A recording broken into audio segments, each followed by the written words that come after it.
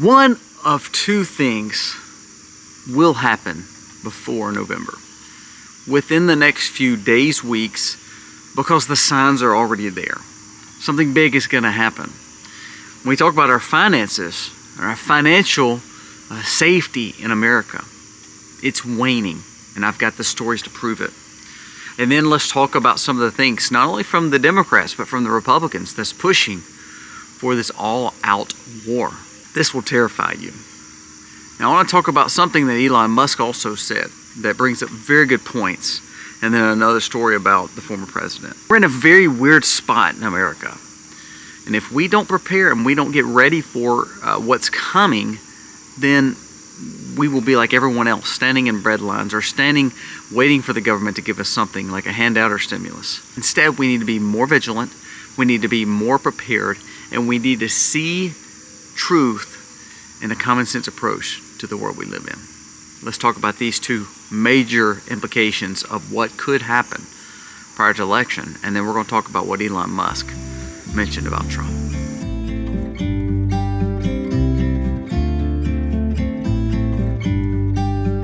About to leave. Hey guys, welcome to The Max. Thank you so very much for being here today. We humbly ask that you give us a thumbs up and subscribe to the channel. Also share our message. We have been completely held back lately. Again, we go through these cycles to when we talk truth, sometimes they don't want truth out. So please share our message with your friends, promote us if you can, and that's all it takes is you just telling other people to watch us.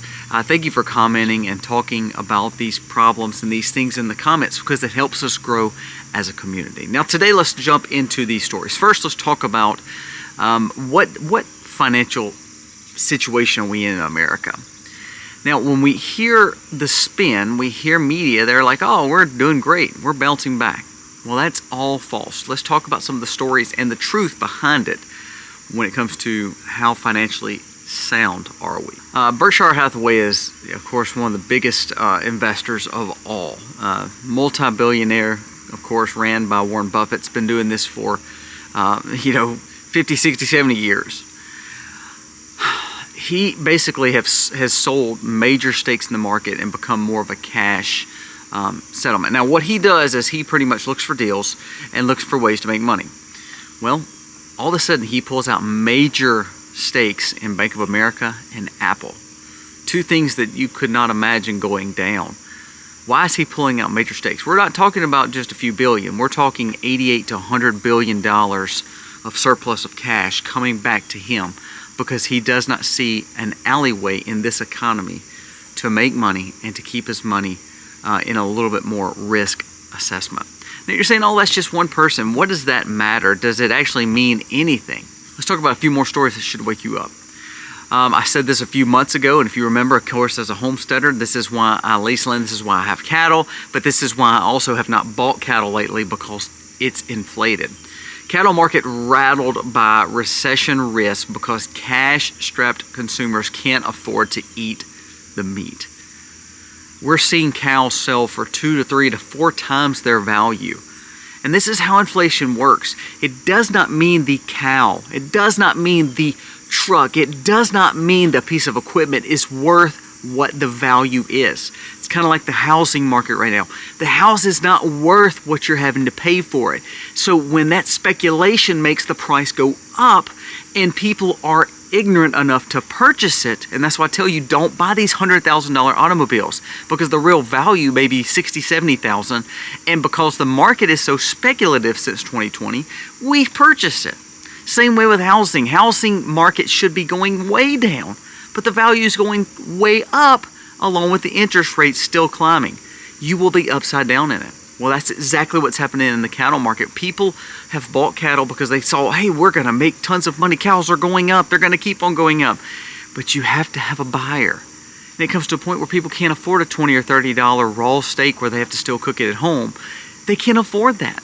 They can barely afford ground beef. So now you're starting to see farmers struggle. What does that mean? Does that mean grocery stores will struggle? Yes, that means that meat in whole will struggle, and that the smaller farmers will have to sell to the bigger farmers. Bigger farmers already own about 95% of the market when it comes to meat.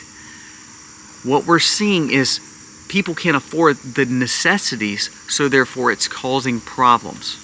So there we go. We have a rich billionaire who's pulling his money out of the market. We have consumers not able to buy food to provide for their families, especially when it comes to having cash. Now I'm gonna bring you a few more stories just so you can hear what I'm talking about when it comes to the cost of living. Recession triggered. This is from Zero Hedge. Payroll misses huge as we see signs of recession because people are not making the money they need to keep up with inflation. Now these are three major stories all saying our financial house is not in order. Now you hear big companies saying, oh, well, the Fed needs to cut rates because we're doing that good. We're not actually doing good. It's all a falsity. Listen to this. The Fed is purchasing astronomical amounts of gold. The central banks purchase gold to offset the monetary destruction that we're feeling and facing in the U.S. today. Even though the Fed has been purchasing gold, they're starting to uptick that and buy in more bulk amounts of tonnage because they know that a recession is looming. That's another Zero Hedge article. One more on this and then we'll quit. Financial strains on the American household. The retailers are being hit hard. Home Depot comes out and issues a warning saying we cannot keep seeing the housing market climb. People are not building. And what we see is when people are not building and not able to do renovations on their home, we know that we're in a struggling economy, and that when we see people not buying our goods because people always want to fix, always want to home it, always want to improve, always want to make changes to their home. When we see that go down and we see people not building homes, we know that we're seeing a financial ruin of our nation. So when we start hearing these warnings, now this is not just from a billionaire. This is from Main Street. They can't afford their meat. This is from the Fed, who is buying more gold because of the destruction of money and how we're wasting money in America. It comes from the home improvement and retailers, the big billionaire businesses that make it because people buy goods from them. Consumers can't afford it. Look at all these stories. And then all of a sudden, unemployment is still up and the wages and salaries did not go up for this quarter. It was a major miss on this economy. But no one wants to talk about that because all those things will reference Biden and Harris. And, you know, Harris has now become Obama. Harris has now become the darling of legacy media and the left. What is happening is our economy is faltering. It's faltering. Now, that's just one story for the day. Will we see financial ruin previous to election? I believe the Democrats will try to hold it off as much as possible. But the signs are all there. Now, secondly, this is where I'm going to rein in on both parties. We're seeing signs of war.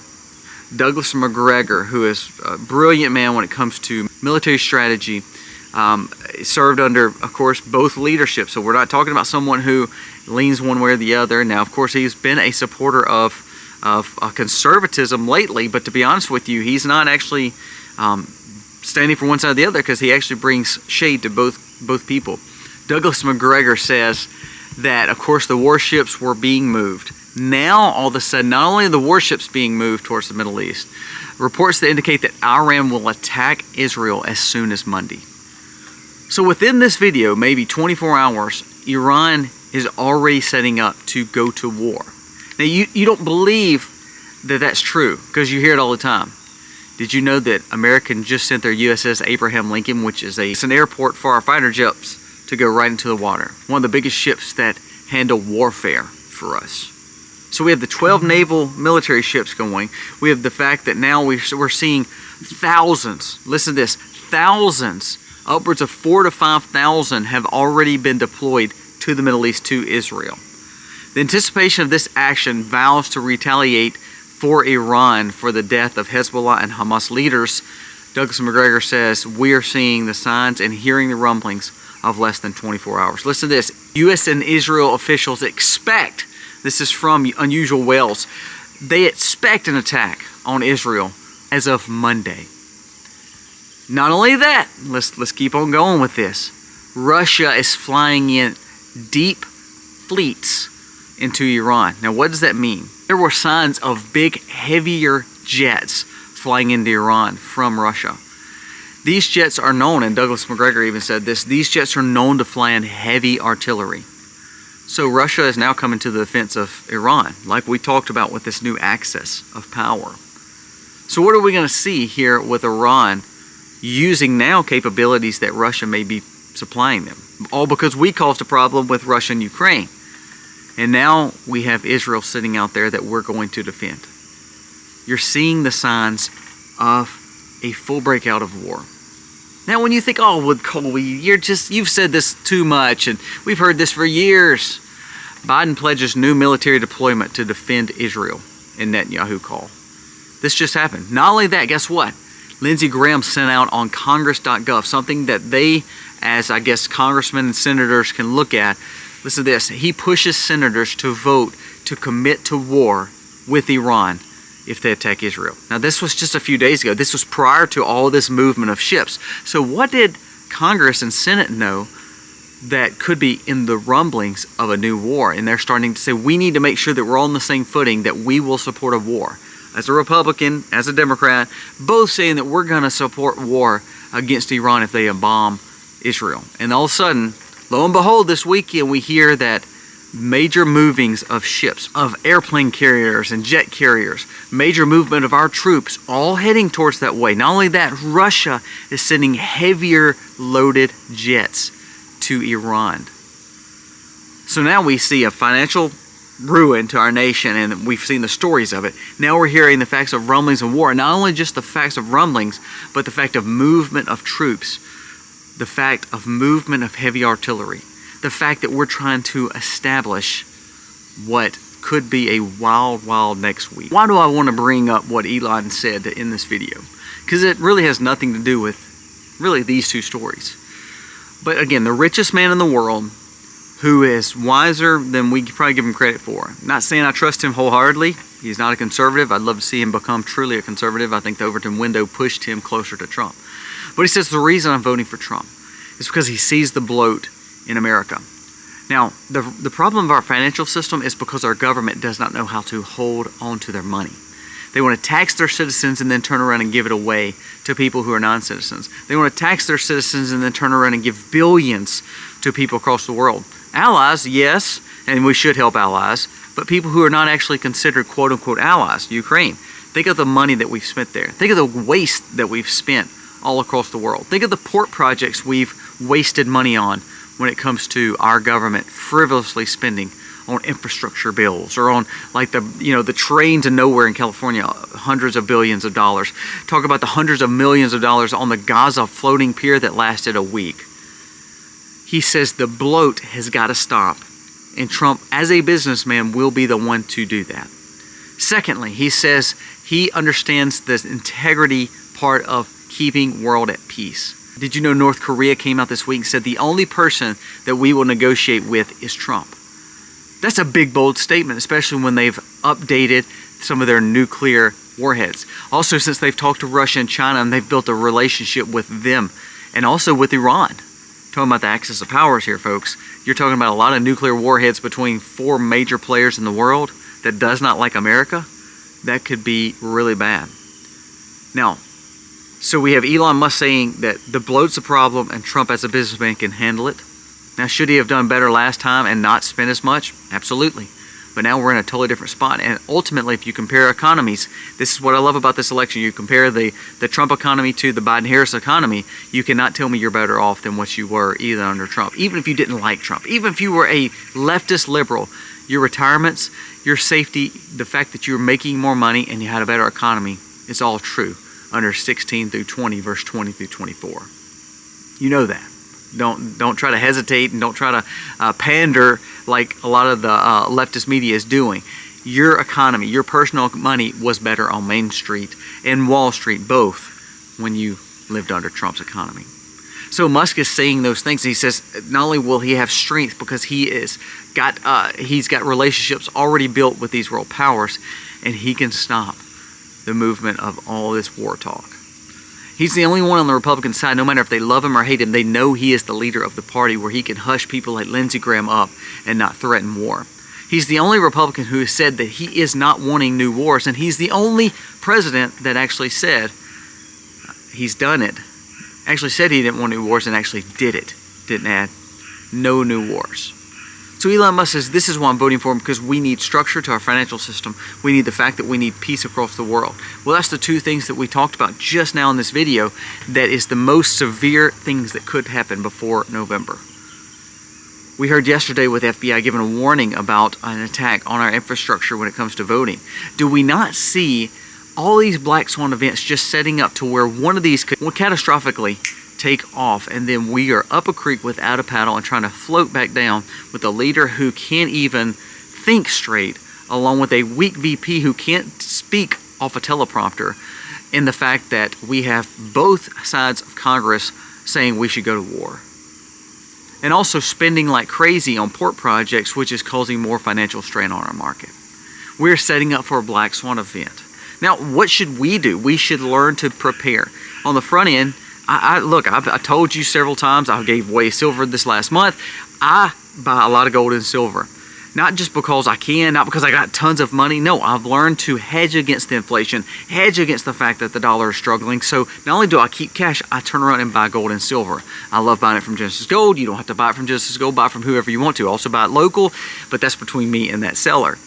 I also buy a lot of other things that bring value to me and my family for safety. I'm buying self-defense. I'm buying a lot of that, absolutely. And this is something you should do, and I buy it with cash.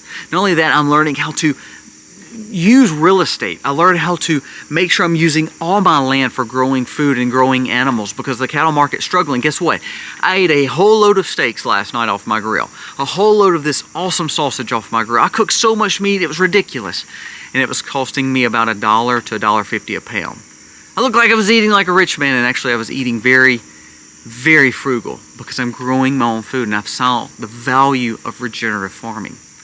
The purpose is we're trying to build wealth in other things. We're trying to stay out of debt to make sure that we're not going to be in the financial ruin like most of America. We're hedging against it, so we're not putting every dollar we have in debts or in the market.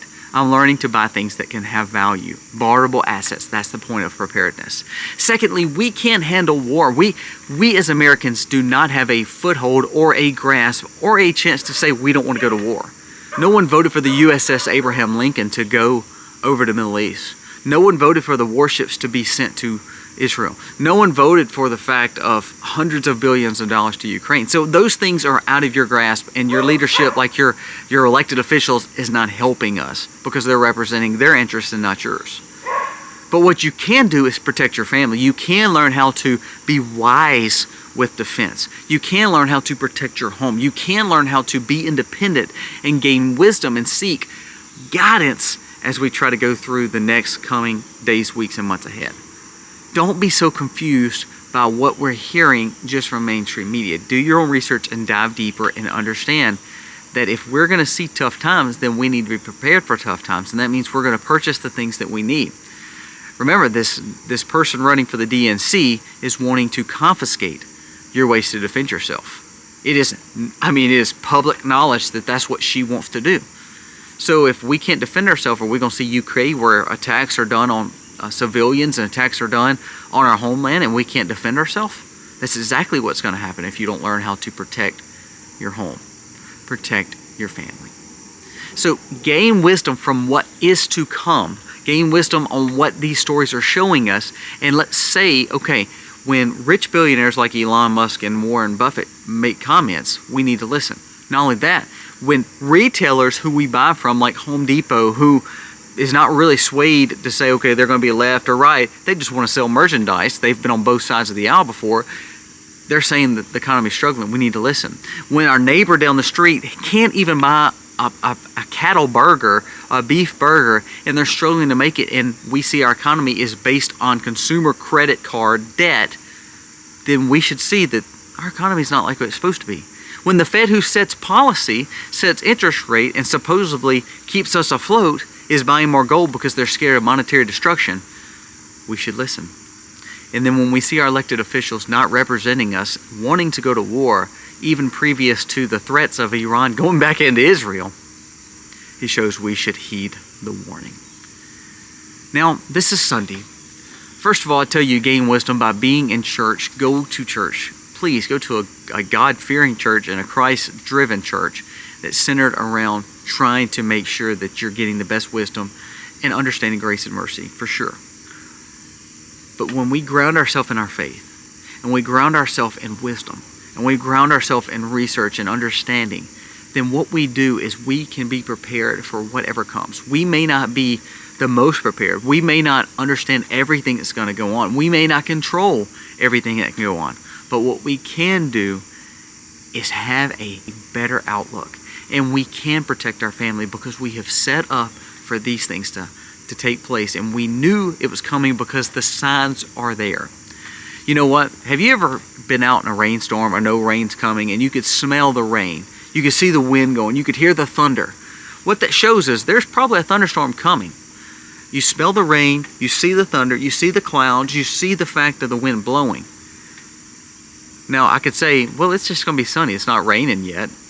And not have an umbrella, not have a raincoat, and not do anything but just go out in it and go ahead and do what I want to do. Wash my car and act like it's not there. And ultimately, the rain will come. But if I could look at it and say, okay, I may want to wear a rain jacket today. I may want to have an umbrella today. I may not want to wash my car because I know that it's going to be raining. It just won't do any good. Does that mean the rain's coming? No, but I want to be prepared for it because every sign is showing that it's going to be a thunderstorm today. Well, that's where we're at. The thunderstorm's right there. The wind's blowing. The fact that the thunder's crackling. I can put my head in the sand and proverbially go out there and wash my car and just act like nothing ever happened and then get lambasted when the rain comes and me not prepared. Or I can prepare for it, and that way if it comes, great, I'm ready for it. Or if it doesn't come, that's okay. I didn't lose anything but put an extra jacket on and I can wash my car tomorrow. The point of the story is no matter if the rain is coming or not, if the signs are there, I want to make sure that I'm ready for it. If it doesn't come, great. I was prepared and I got it ready for next time. If it does come though and I'm not prepared, then I'm sitting there soaking wet in the rain wondering what's next. Don't be stuck in the rain. Be prepared for what's coming. The signs of major recession, major depression are there. Every aspect of it is there.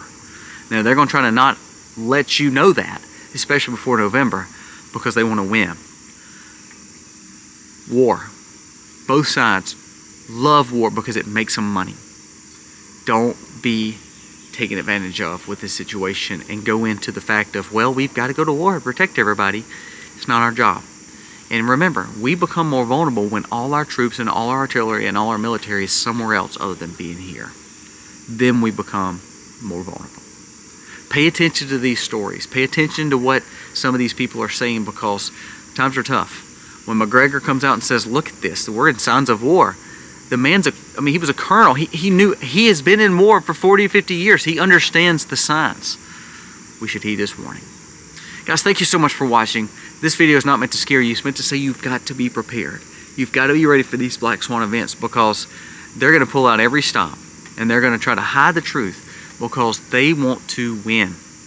And when they win, things like confiscation could happen. Things like fake meat could happen because we can't afford to eat anyway. More regulation will come. More problems will come because when the problems come, they become the solution. They want to cause the problem to make you think that they're a solution. And government is not a solution.